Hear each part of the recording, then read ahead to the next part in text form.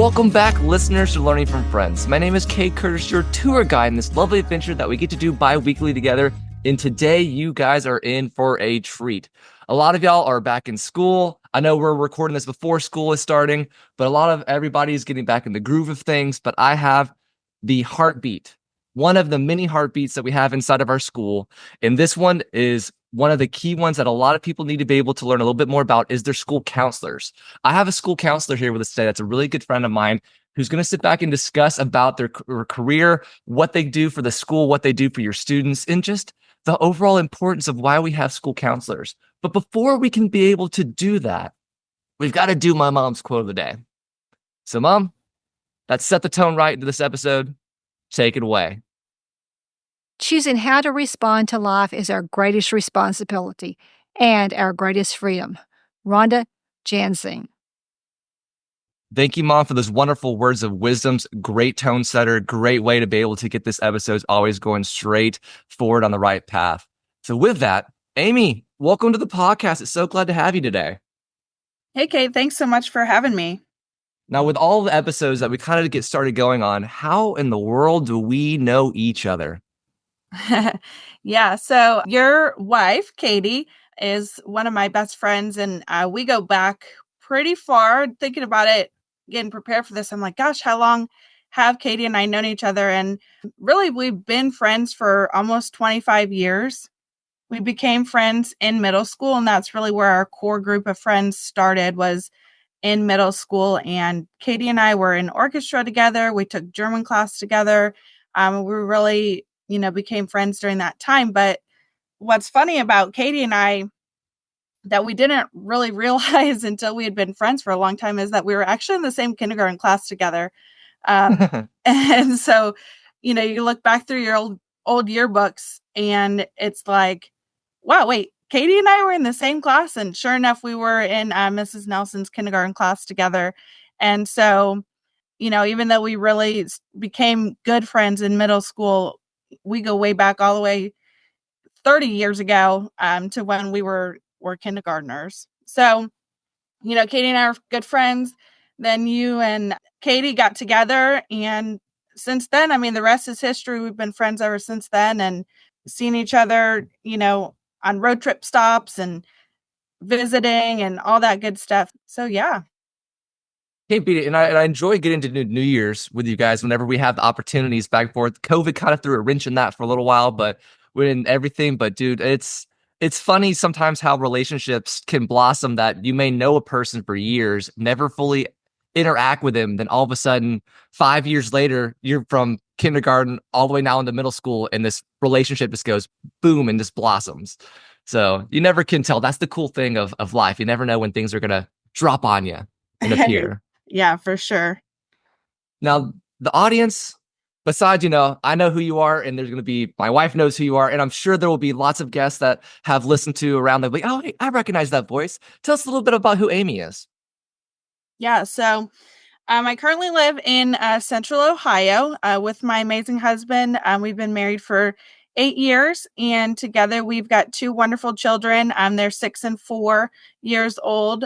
And I grew up in a small town outside of Cleveland with Katie in the snow belt called Chagrin Falls. It's a cute little town.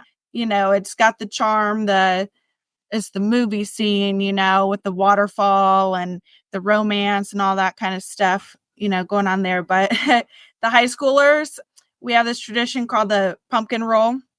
Every year in October, high schoolers swipe pumpkins off front porch steps, and we smash those pumpkins down this big hill called Grove Hill, and it's known as the pumpkin roll, and it happens every year. So a little crazy fun going on there. And Katie actually lived at the top of that hill during elementary school and middle school, so that was fun. Chagrin Falls has festival each year, that we love to take our kids to. Blossom time. The kids ride the rides, eat elephant ears, play those carnival games, and have fun there. And it's kind of it is a bubble. It's known as a bubble. It's a small town. Everyone knows everything about everyone, and it's rare to have something bad happen there. But after high school, I graduated in 2006 with Katie and all of our friends, and then I moved down to Central Ohio for college. It was Otterbein College at the time. It's now been changed to Otterbein University.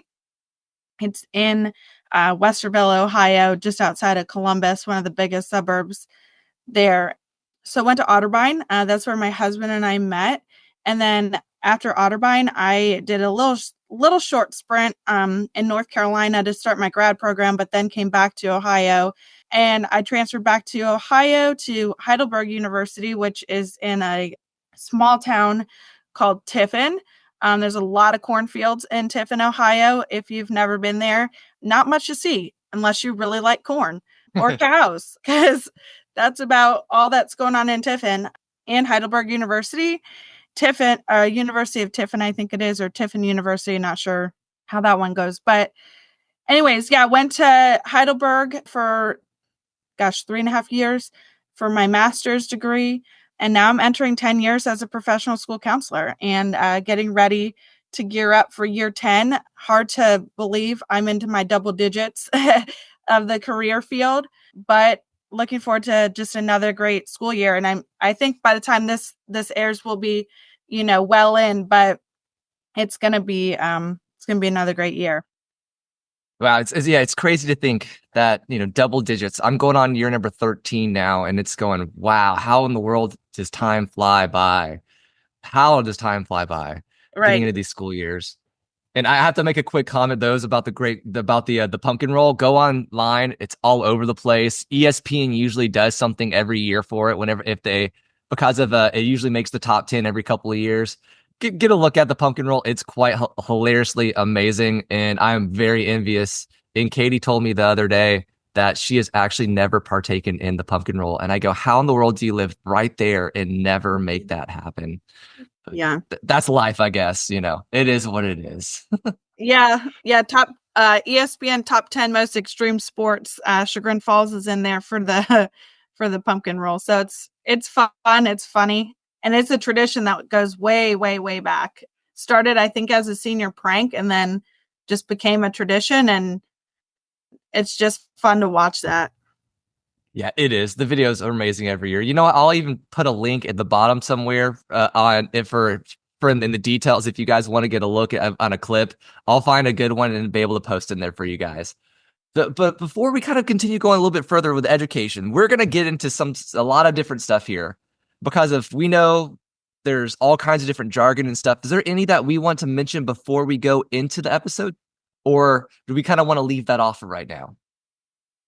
Yeah, I mean, you're right. With education, it's alphabet soup. It's RTI, it's MTSS, it's IEPs, it's 504s, it's BLTs and TLCs and all these alphabet soups mixed together. And I'm not really gonna get too much into the weeds of that today. If there is one, I'll kind of spell it out before I refer to it. But I will be referring a lot to ASCA.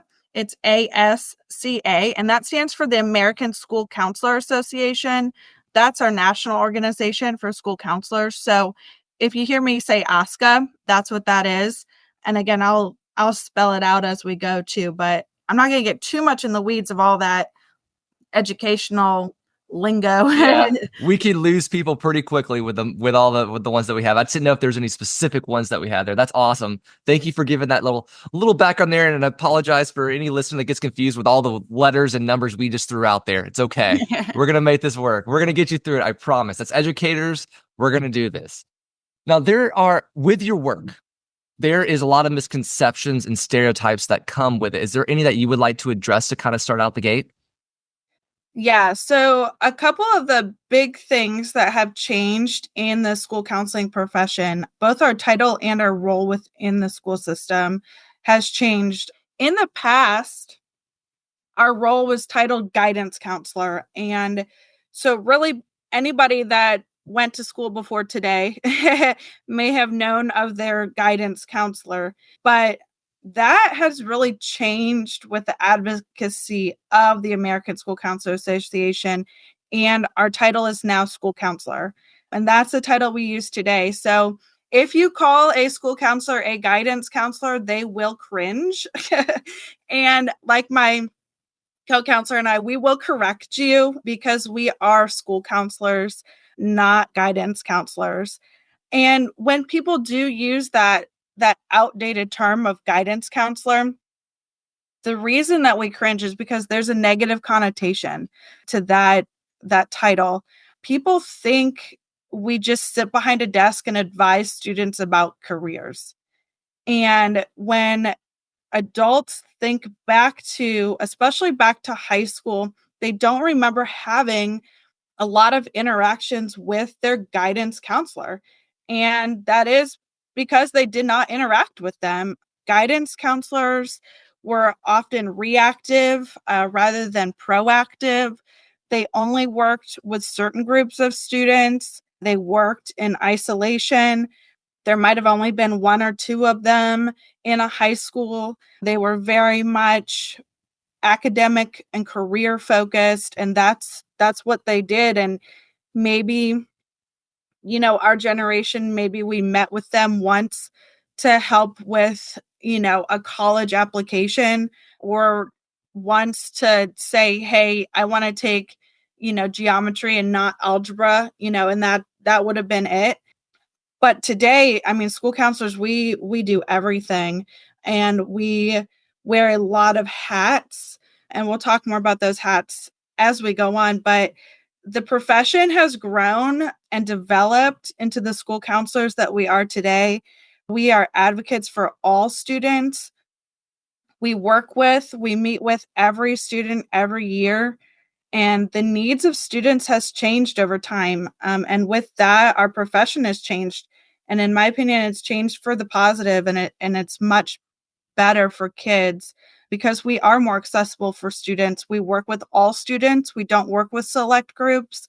And like guidance counselors did years ago, we do talk with students about future careers, but in the scope of our work, that piece of the pie is smaller than it used to be, but it's still there, and it's still very important, and it's still one of the big things that we do focus on. But it's more as exploration, career exploration, rather than career advising. Years ago, people would say, well, what are you going to do? Well, I'm going to go work for this company, and that's my career. Well, now there's so many opportunities for kids, and so really exploring what those are is really good for kids. Yeah, it is. Yeah, it's really good. And so it's less of that direct advising and more of that exploring in the career world with kids. But the American School Counselor Association, ASCA, our national organization, like I mentioned, they have a framework for school counselors. And that's called the ASCA National Model. And that includes 3 domains: academic, social, emotional, and career. And with those 3 domains, we can support the whole student. So it's no longer just that career piece. It's no longer just schedules and academics. It's no longer, you have a social problem and okay, it's not like that anymore. So the American School Counseling Association, it's a great organization for our profession. It's for all school counselors in all 50 states. Yeah, that's good to have something united. Yeah, 50, Yeah, all 50 states, something that's conjoined. Oh man, because we have so many different like individual states, all different core stuff that we see for each state having their own rules. Having something that's set for all 50 states, that is phenomenal. Yeah. yeah, yeah, for sure. And yeah, that's one of the biggest misconceptions, like I said, is our title. And so don't call your school counselor guidance counselor. They'll cringe and correct you. But beyond that, I mean, the other big misconception or misunderstanding is really, what does a school counselor do? I mean, most people don't know what school counselors do. And I think one of the main reasons for that is because we do so many different things. You wear so many hats around the school building. It's crazy. I see you guys everywhere. Yeah, we wear so many hats. We're in all spaces, classrooms, cafeterias, hallways, you know, school buses, on field trips. We're everywhere. And so that's why people are like, gosh, what do they do all day? I see them everywhere, but I have no idea what they're doing. And the answer to that is is we're doing a lot and we're doing everything, and we're doing all of those things at the same time. And so sometimes people will think that we're administrators just because our office is in the main office or near the principal's office. They think we're administrators, or they think that we have some authority over teachers, but that's really just not true.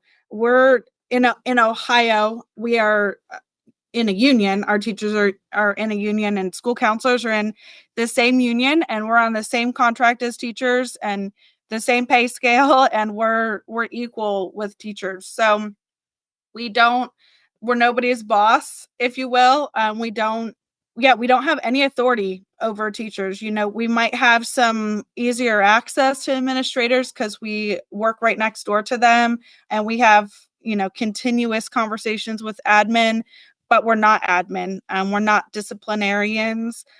We don't assign suspensions. We don't assign detentions. We're not that person. We tell our students, I'm not the trouble person. You're not in trouble when you come to my office, because that's what's true. I can't prevent a student from the consequence that they're going to receive from their behavior, right? So if a student, for example, in my school gets in a physical fight, they will be suspended. That's just our policy, but I can't change that for them. But what I can change for them is how they react the next time it happens, or how they process through receiving the consequence from a principal. But I'm not there assigning that consequence to them. And some, different behaviors have different consequences, and the number of days can be different. And I don't make any of those decisions. That's not a school counselor's role. And so I think that's one thing too that's kind of changed, is people used to think that kids would get sent to the counselor because they're in trouble, and that's just not true. Always envision whenever I think of the school counselors, my brain always goes to a giant lifesaver.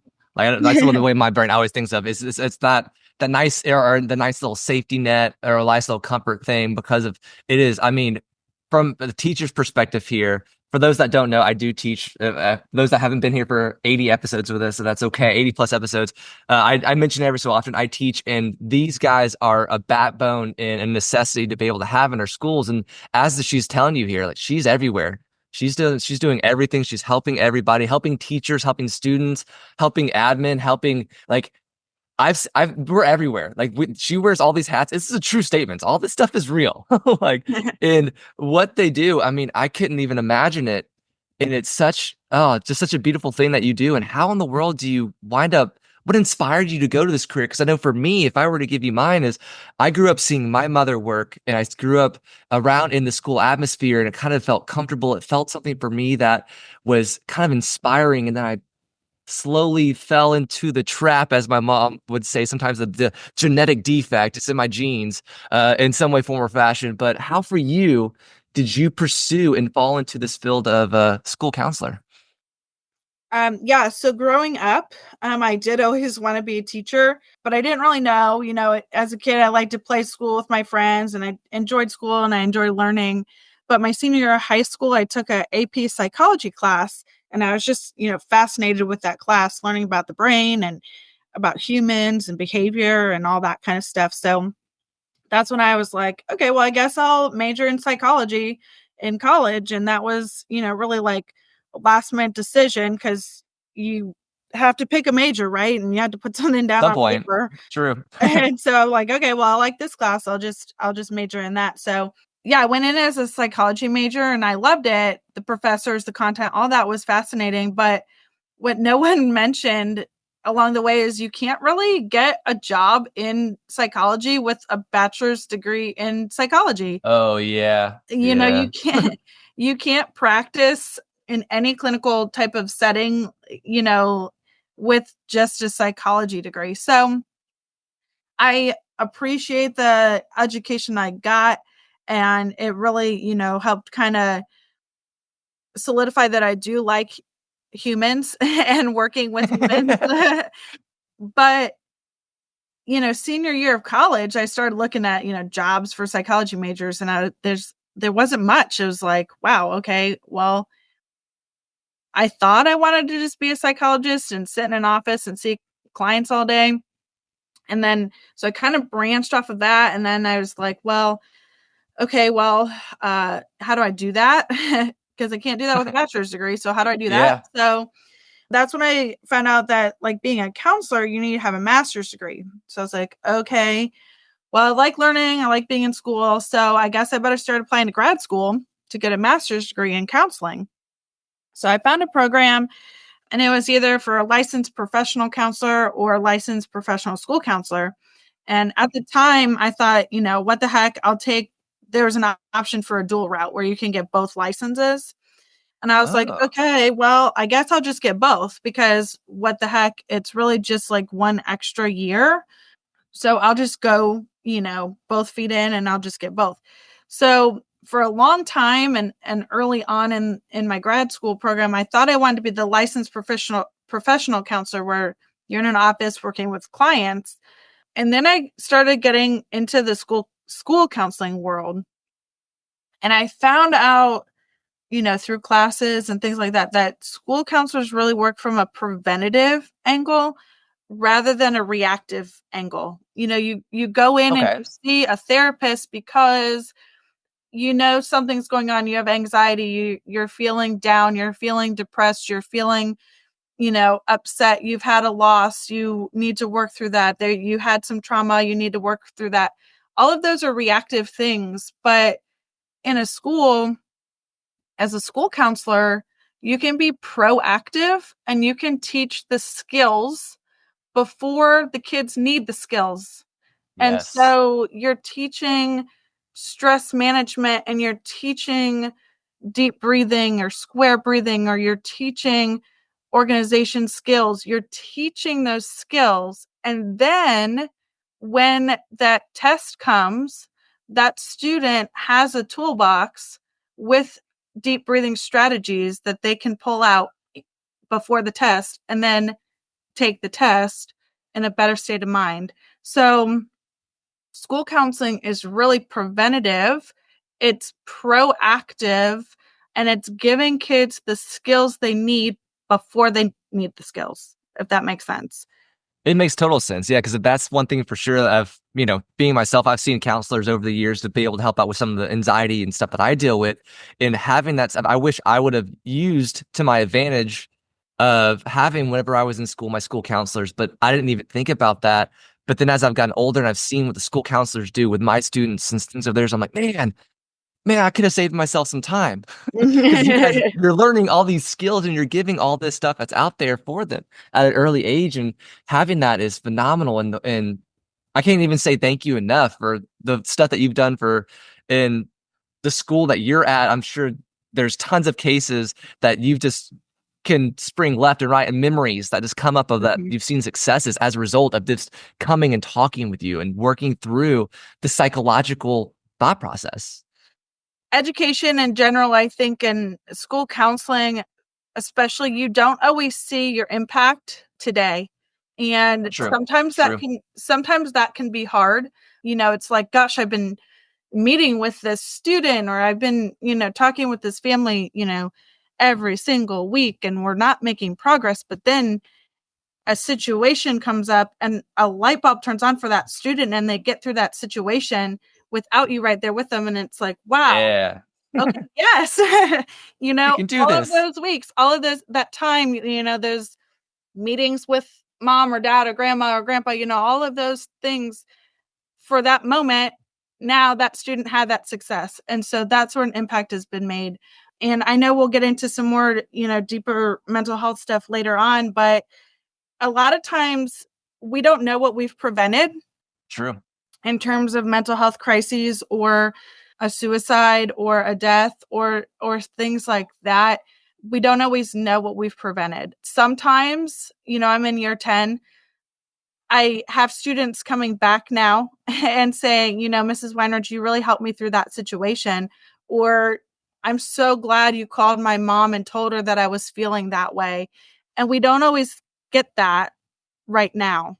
We might not get Yeah, that for true. a few years. And so, sometimes kids will have a sibling that's moved on to they're in high school, they've got a younger sibling. And then, for example, at our awards night, I had a student come back and say, just so excited to see me. And I'm like, well, I can't say the student's name, but I'm like, yes, like you are doing such great things. Like, I'm so happy to see you moving in this way and forward and those kinds of things. And you don't get that on the day to day.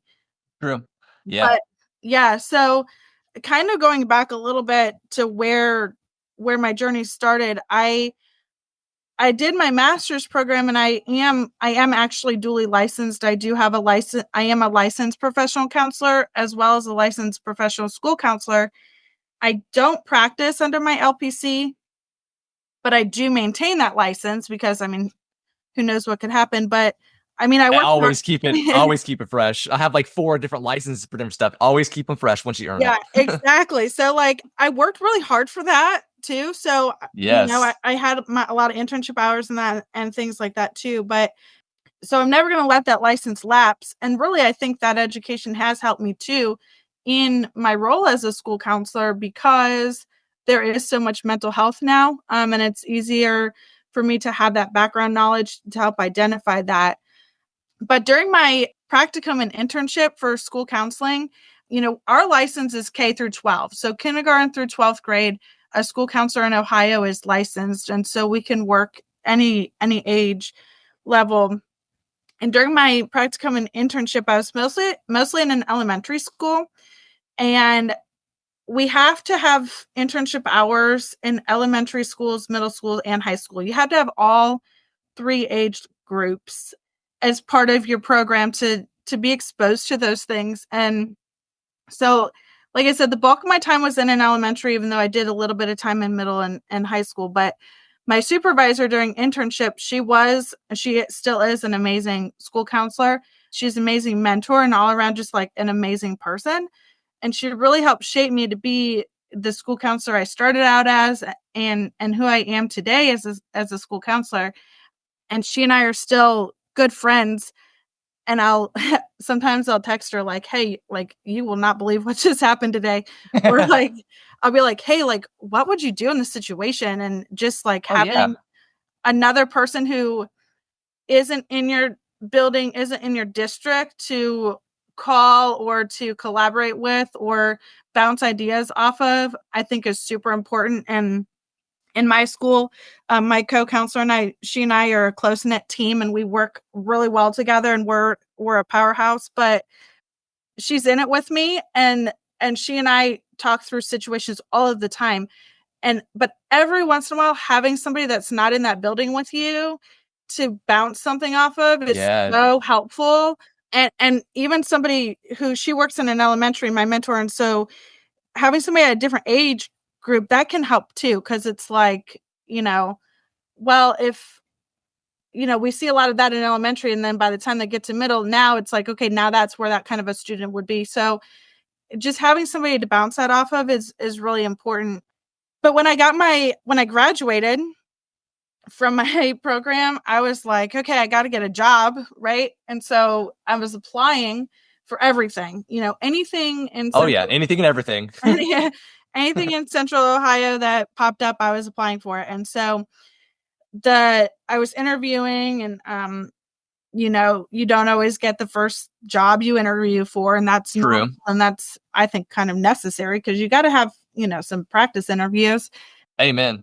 before you land your job. So I had applied to junior high, and this was a different district that I'm in now, but I had applied for that, and I was like, okay, I'm really not sure about 7th and 8th graders, but I was like, I really want to get my foot in the door, so I just applied. So then I interviewed and all that good stuff, and then the principal called me and he offered me the position.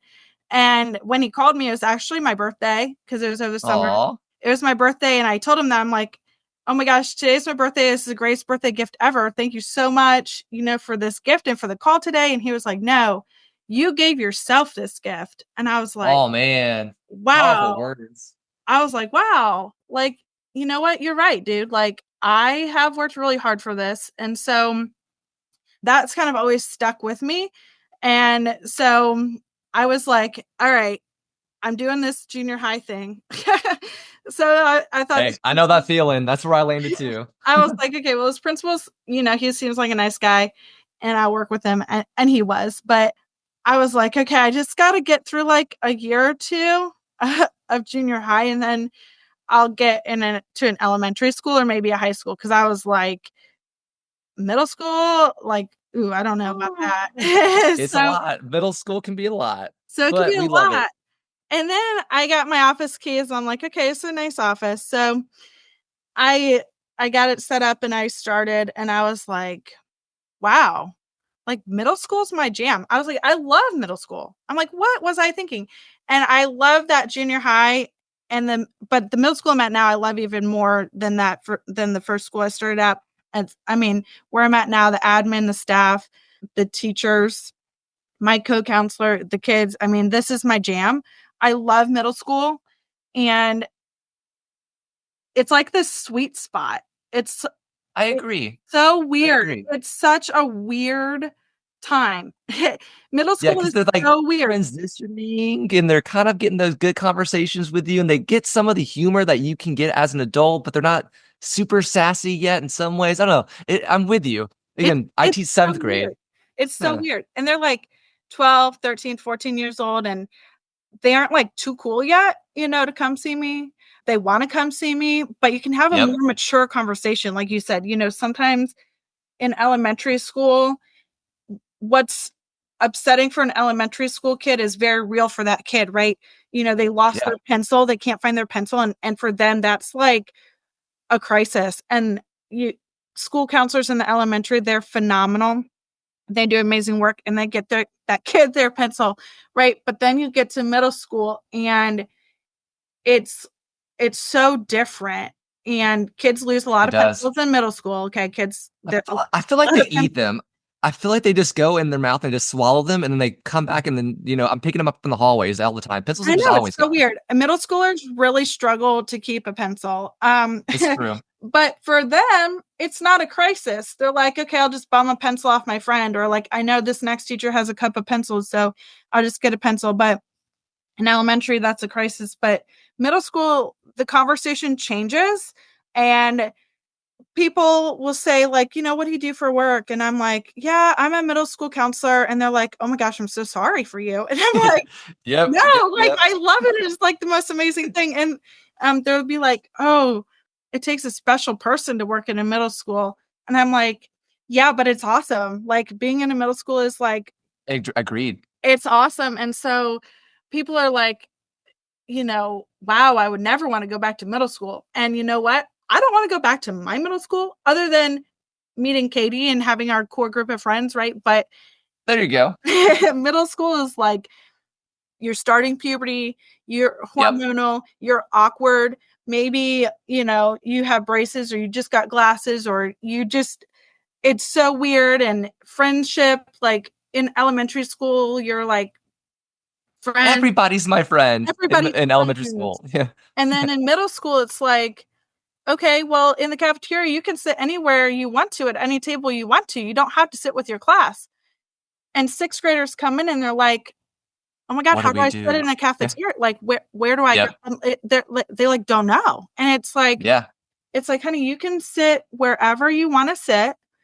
Find somebody that you had a class with, find somebody that you know from elementary school, but they're like so lost. And so when they come from a smaller school and then they come into a middle school where there's now 600 kids in the middle school instead of 300 that they had in elementary, they're like, I don't know how to navigate a cafeteria that has 200 kids in it.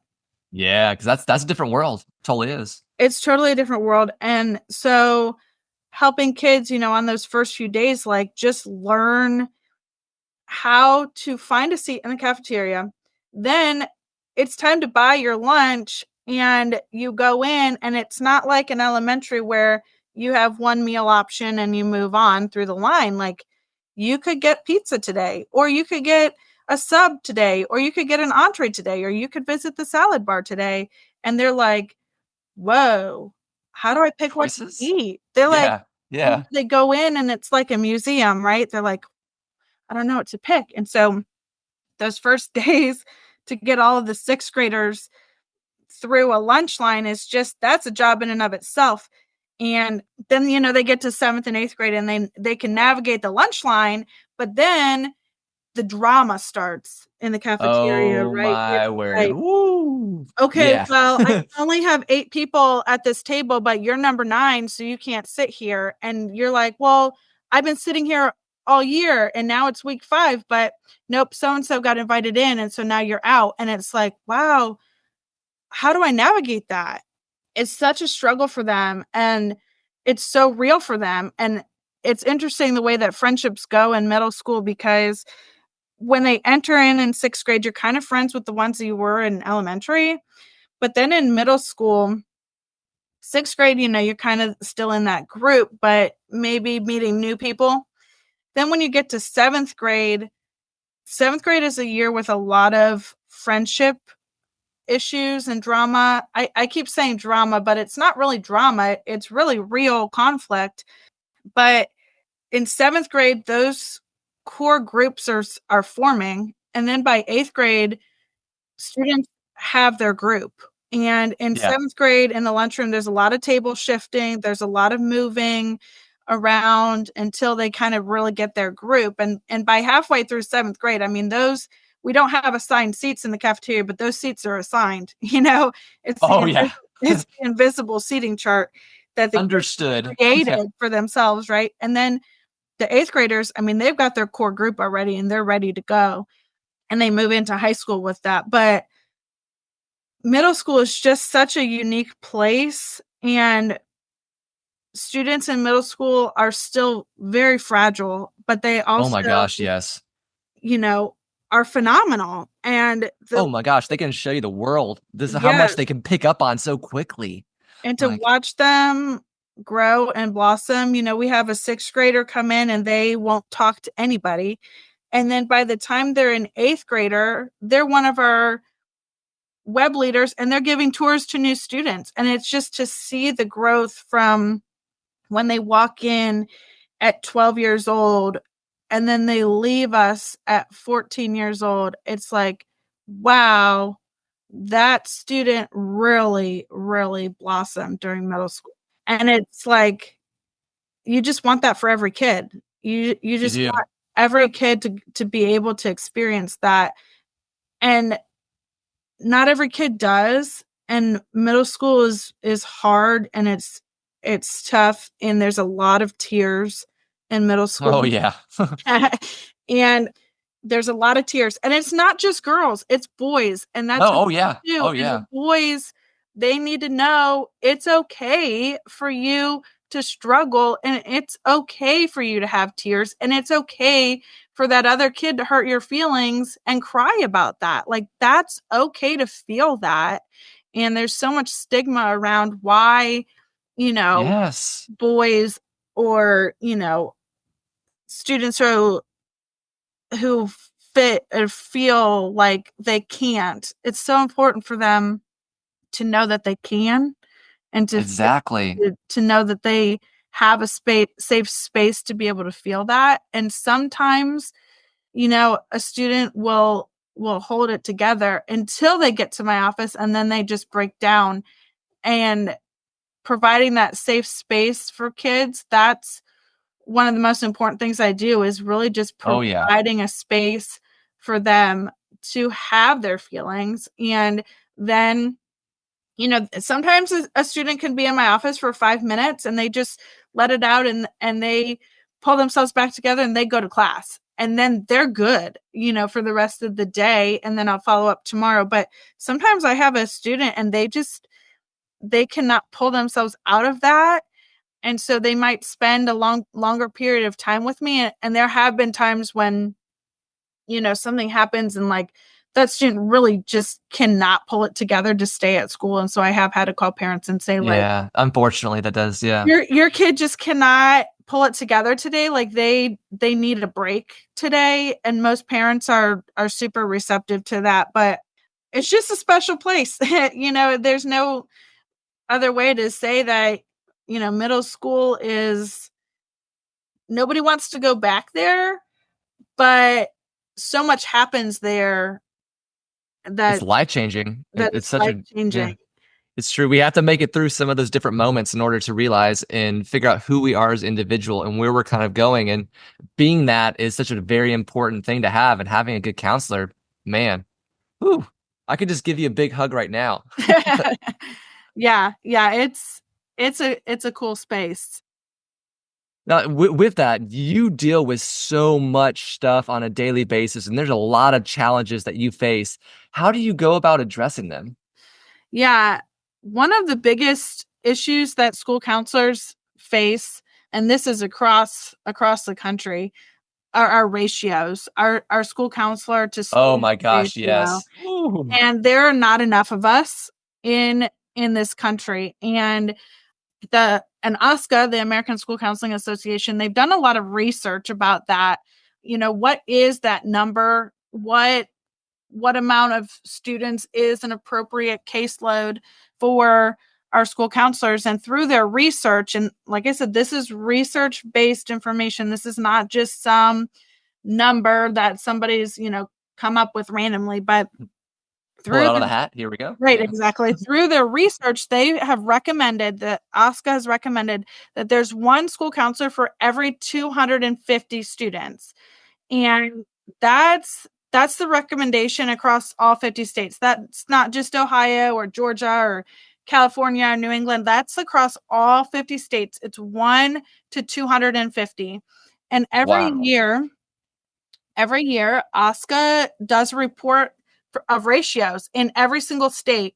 And the most current data is from the 22-23 school year, and that's been published. They're still doing last year's, but there's only 2 states out of 50 states. There's only 2 that are below 1 to 250. And those states are New Hampshire and Vermont. And Smaller states. Yeah. smaller states, but more school counselors there. There's, Huh.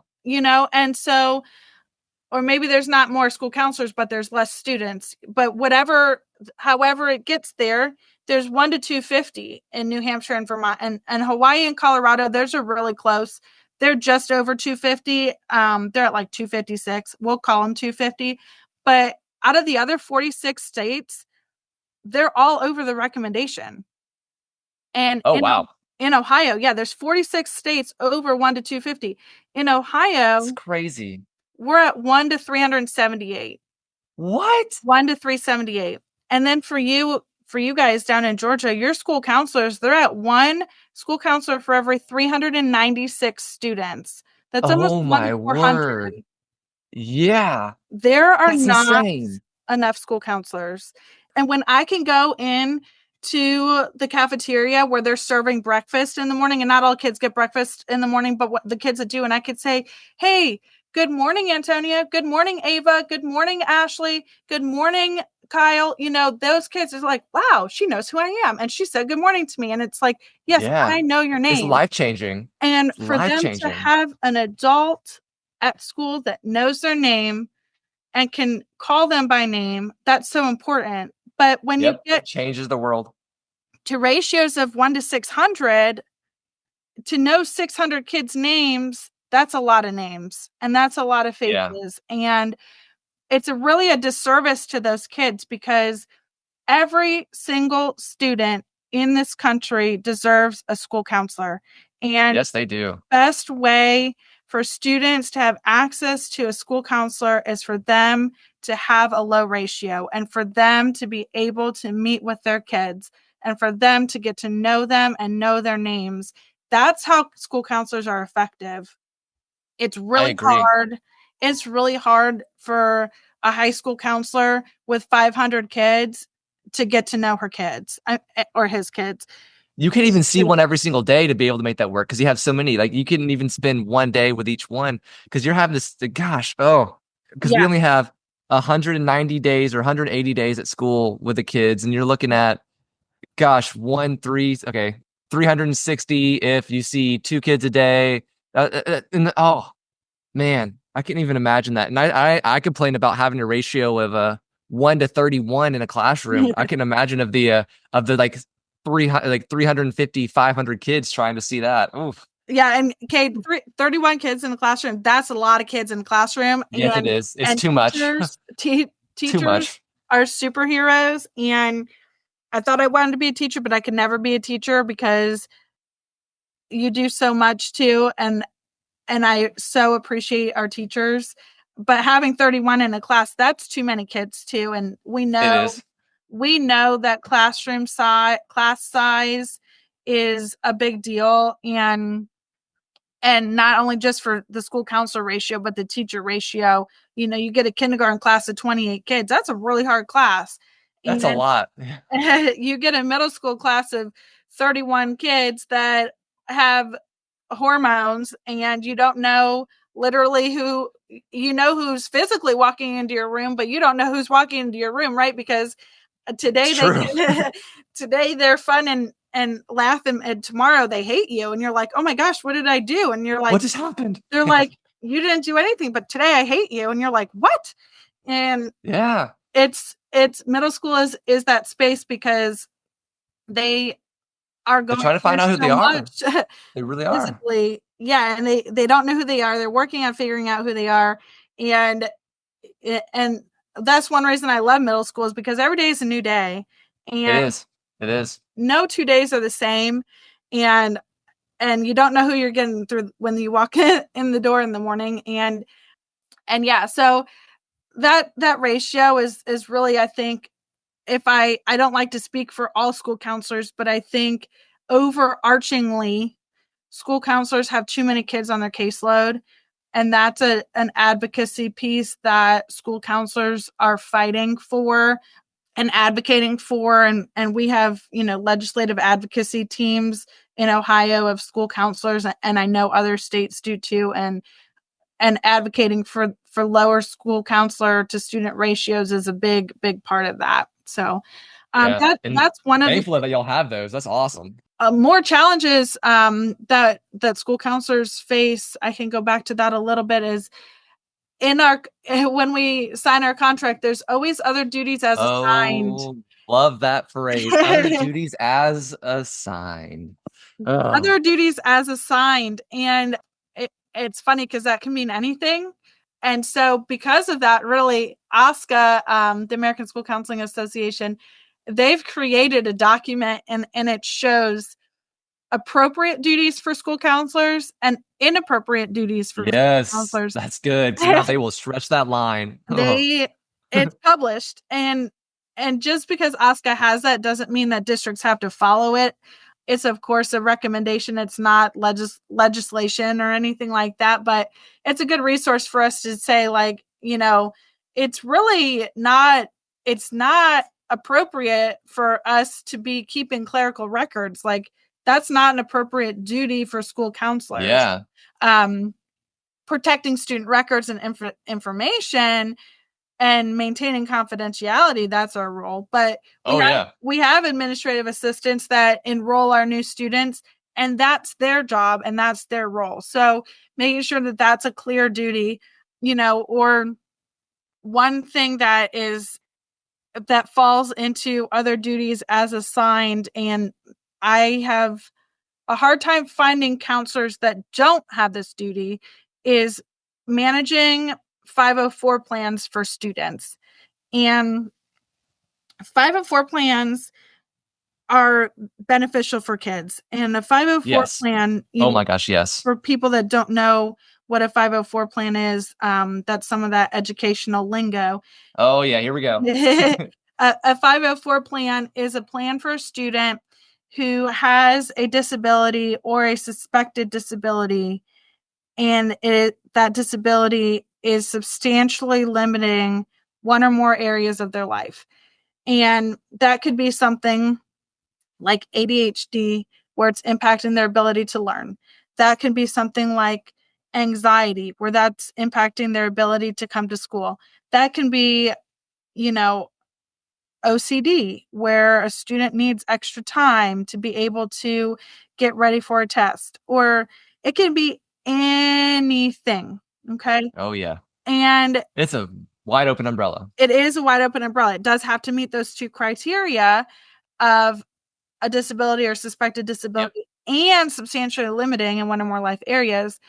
We have students that are diabetic and they are on a 504 plan to help regulate their blood sugar, have accommodations in the classroom where they can leave the classroom to go to the nurse anytime they need to leave, or have extra time on a test in case their sugar is low, or things like that. Students with food allergies may need accommodations in the classroom, or when it comes to birthday parties or classroom parties or things like that, or snacks being provided at school, kids with food allergies might need some additional accommodations. So 504 plans don't change the instruction. Students that have a 504 plan, they receive the same instruction as every other student. It's not an IEP. It's not an individualized educational plan. It's only accommodations. And what accommodations look like are extended time. It can look like being able to turn in an assignment one day later than their peers.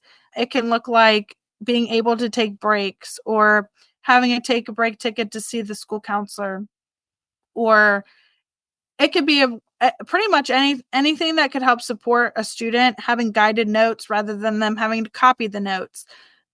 Any of those things can fall into a 504 plan. But where school counselors find difficulty and conflict with that is when we are the case manager for the 504 Oh plan. yeah, y'all should not be that. No. Yeah, and Oh. that's one of those other duties as assigned. It's kind of like one of those things where it's like, well, who's going to manage those plans? Well, how about the school counselor? Okay, so now the school counselors have the 504s. And I do believe that school counselors are an important member of the team when it comes to 504s. Yes. Just like IEPs, we're not case managers for IEPs, but we are team members for IEPs. And, a student that has an IEP, if I'm working with that student, I go to those meetings. But with the 504 plan, it can put us into awkward situations with parents and with teachers and with administrators, because if a parent comes to me and they're saying, my child was diagnosed with ADHD, okay, and they give me a doctor's note, Okay. Yeah. great, okay, perfect, that's some documentation, and they say it's substantially, limiting my child at school. But then the teachers who are working with that student in class, they're saying, well, it's not. That student is turning in their stuff on time. That student is doing well Yeah. in my class. And that student has A's and B's. Who am I to say your child doesn't qualify? Like That's true. That's I hard. need to maintain that relationship with the parent, but I also need to maintain that relationship with the teacher, and I need to Yeah. maintain that relationship with the student. So it puts us in these awkward situations where we're supposed to be advocates for kids, but we have to balance all of the relationships at the same time while still following the legal guidelines, which we always do follow legal guidelines, but balancing all of those relationships Oh. Ooh. simultaneously It's a lot. is a lot. And in our graduate school programs and things like that, the professors tell us, school counselors should not be case managers for 504s. If you get assigned that duty, you should tell your admin no. Okay, I'm not going to go into my first job as a school counselor and tell my principal I'm not writing 504 plans. Like, how do I do that? You Yeah. can't How do exactly? that. How do you approach that? Yeah. That's how it's been for all these years in that school, in that department. And I'm going to walk in on my first day and say, no, boss, no, principal, I'm not writing 504 plans. That right there has damaged my relationship with my, but Yep. Exactly. I'm being told by Oscar, I'm being told by my professors, I'm being told by all these people, like, you're not supposed to be doing 504s, but we're getting assigned 504s, case management for 504s. So it's really difficult. And the other thing that's really difficult about 504 plans, and I could talk about why it's inappropriate all day long, but is there's no cap on the amount of 504 plans a school counselor can be in charge of. So Oh, wow, there isn't? Oh, there's no wow. there's no cap. So like our intervention specialists who do phenomenal work, they have a caseload cap of 15 or 18 kids that can be on their caseload as an intervention specialist Yeah. and managing those IEPs for those students. But one year I had a caseload of 36 504 plans. I mean, that was Ooh. a meeting Whoa. almost every single week of Yeah. 504 meetings.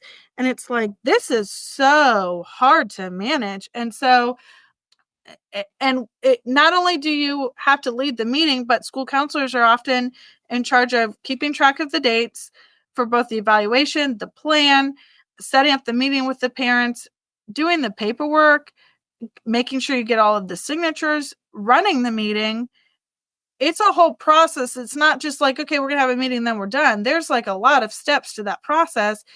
And Oh, yeah. it's very Ooh. clerical in a lot of ways. And like I mentioned before, school counselors shouldn't be doing clerical work. That's not appropriate for them to be doing those types of things. So many school counselors are being assigned management of 504 cases. And luckily in the district I'm in, we've been able to advocate for some help with that. And so now we do have secretaries specifically for us to do the clerical work of those. Now I still run the meetings with the family and the team, and that shouldn't be my role, but it is my role. And so I'm doing that role, but vocalizing that I shouldn't be doing that role all There you go. There simultaneously, you go. it's hard to be doing that. And so luckily in my district we have support for that, but not everybody does and most don't. And so that's a piece where that's really challenging because it puts us in, like I've said, like in just such an awkward position with all of the stakeholders. And so OSCA and state organizations and such are working to remove those things from our plates. But at this point, we're still doing that. That's a big one that we find. The other big one we find is that school counselors across the board in general are being assigned as state testing coordinators. And Oh my gosh. Yeah, that within itself is a giant mess. that is a job in and of itself. I mean, Yeah, it is. to do test coordinating is such a big task.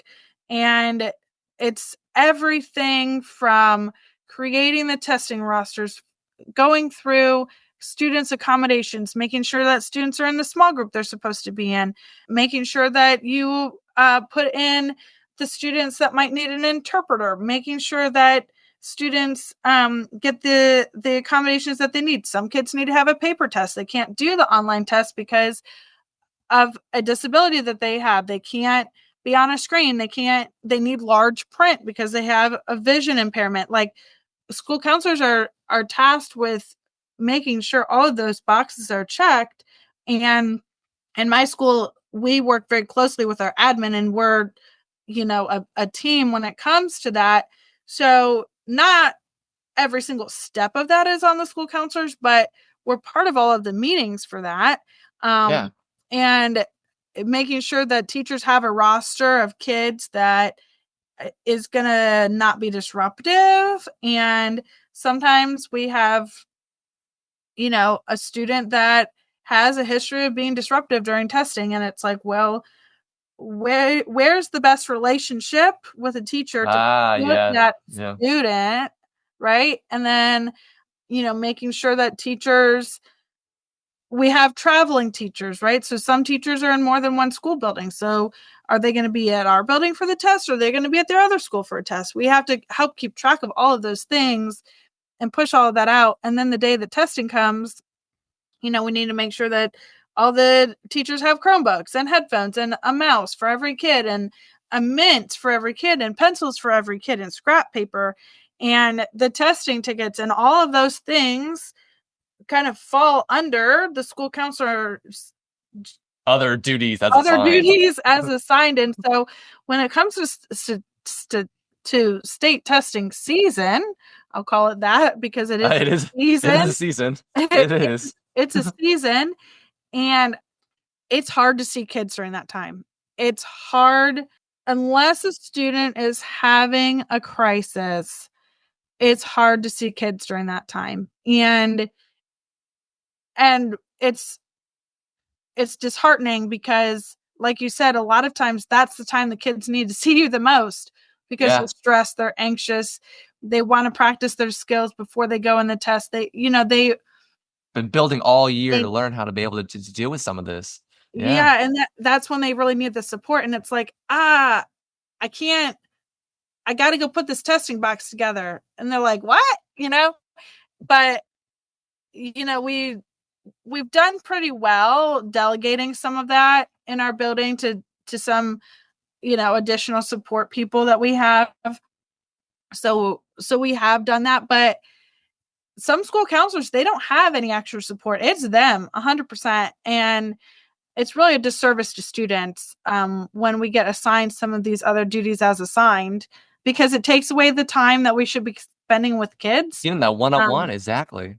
Yeah. One-on-one in small groups, doing classroom lessons, all of that time. And that's really a challenge for school counselors to be able to balance that time. And you never want to turn a student away, and you never want to say, no, I can't be with you right now. True.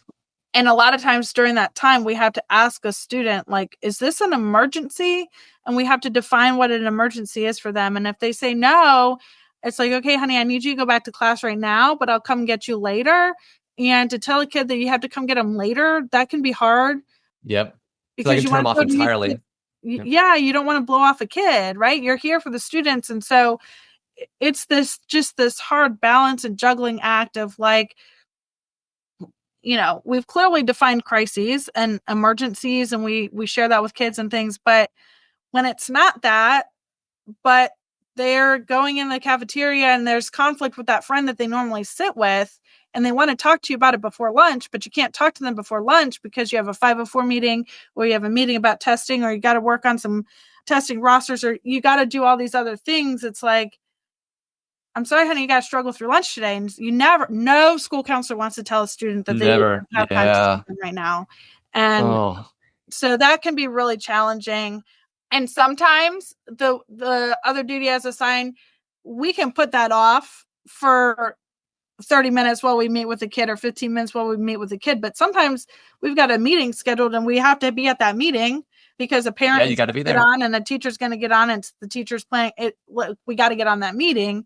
So it's a balance, but it's definitely a challenge for school counselors to navigate and balance all of those things at the same time. Yeah, I cannot even imagine trying to go through on a daily process of balancing between, okay, I'm going to see a kid at this time, I'm going to go see a parent at this time, then after I got to go meet with admin at this point, then, oh yeah, I need to leave the school for a moment to go to the county office to handle this, or hey, I need to be on this phone call later. I cannot even imagine. This is why coffee can be your best friend at times during the day. Yes. And I am a coffee drinker, and I'm not ashamed of that. So I have iced instant coffee I keep in my office, and for moments just like that. Right there is where we're going to take a quick pause in the podcast. This is a 3-part series. So this will be part 1. Come back in 2 weeks and we'll have part 2 ready for you to be able to listen to our conversation with Amy about her time as a middle school counselor and the importance that we have in this position. So please have a wonderful, safe afternoon, morning, day, wherever it meets you at. If you would like to reach out to me, my email is cade, which is spelled CADE, at learningfromfriends.com. I have a Facebook page, Learning from Friends Podcast. I have a Twitter page, and I have a Instagram page, which you could be able to find as well as Learning from Friends Podcast. I do also have a Patreon page, Learning from Friends Podcast. If you would like to be able to go on and donate as well, that would be much appreciated. Now, as we leave today, we all know that the catchphrase is coming to an end with, my name is Kay Curtis, your tour guide in this lovely adventure that I like to call Learning from Friends. And most of all, don't forget to let your curiosity fly high.